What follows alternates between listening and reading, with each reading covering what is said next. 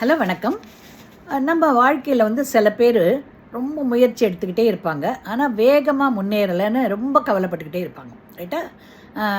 Madam நாங்கள் பிஸ்னஸ்லேயோ இல்லை படிப்புலேயோ ரைட்டா நாங்கள் ரொம்ப முயற்சி எடுத்தாலும் ரொம்ப வேகமாக எங்களால் முன்னேற முடியலன்னு ஒரே அப்செட் ஆகிட்டே இருப்பாங்க. அவங்களுக்கு ஒரு முக்கியமான விஷயத்த சொல்ல விரும்புகிறேன். வேகமாக முன்னேறலைன்னு கவலைப்படாதீங்க.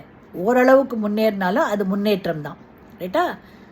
அது மட்டும் இல்லாமல் நீங்கள் பின்னேறாமல் பின்வாங்காமல் இருக்கீங்கன்னா அதுவே ஒரு முன்னேற்றம் தான்.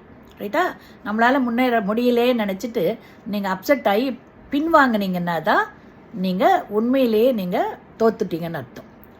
பின்வாங்காமல் ரிப்பீட்டடாக கன்சிஸ்டண்ட்டாக நீங்கள் முயற்சி எடுத்துக்கிட்டே இருந்தீங்கனாலே அதுவே ஒரு பெரிய முன்னேற்றம் தான். ரைட்டா? ஸோ மெயினாக இது படிக்கிற சில்ட்ரனுக்காக சொல்கிறேன். படிக்கும்போது எவ்வளோ படித்தாலும் மார்க் கம்மியாக தான் வருது அப்படின்னு நீங்கள் நினைக்க வேணாம். கொஞ்சம் படித்து பாருங்கள், மார்க் கம்மியாக வருதா, அடுத்த தடவை இன்னும் நல்லா ஒரு ட்ரிப்புக்கு 2 ட்ரிப்பு ரீட் பண்ணுங்கள். இன்னும் 2 ட்ரிப்பு 3 ட்ரிப்பு படித்தும் உங்களுக்கு ஞாபகம் வரல, மார்க் நிறைய வரலன்னா எழுதி ப்ராக்டிஸ் பண்ணுங்கள். எப்போவுமே எழுதும்போது தான் நம்ம அந்த நிதானமாக எழுதும்போது நம்ம படித்தது பிரெயினில் நல்லா பதிவாகும். அண்ட் நல்லா படிக்கிற பிள்ளைங்கள்லாம் இதை தெரிஞ்சுக்கோங்க. ஸோ எழுதி படிச்சிங்கனாலே நீங்கள் படித்தது ஃபுல்லாக பிரெயினில் பதிஞ்சிடும். ஸோ எக்ஸாம் எழுதும்போது அந்த பேஜ் நம்பர் முதற்கொண்டு எல்லாமே உங்களுக்கு ஞாபகம் வரும். ரைட்டா?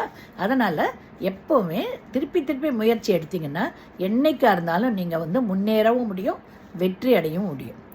அதனால் நம்ம பின்வாங்கிறது தான் கூடாதே தவிர முயற்சி எடுத்துக்கிட்டே இருந்தோம்னாக்கா முன்னேறுவோம். அது ஸ்லோவாகவும் இருக்கலாம், ஃபாஸ்ட்டாகவும் இருக்கலாம். வாட் எவர் இட் இஸ், முன்னேறுறோங்கிறது ஒரு ப்ளஸ் பாயிண்ட் தான்.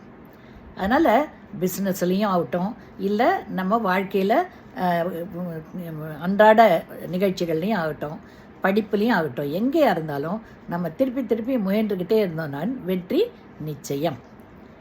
பின்வாங்கவே கூடாது. முன்வைத்த கால பின்வாங்காமல் இருக்கணும் தான் நம்ம ஒரு மோட்டிவேஷன். அது ஒவ்வொருத்தரும் லைஃப்பில் ஃபாலோ பண்ணுங்கள். ஓகேங்களா?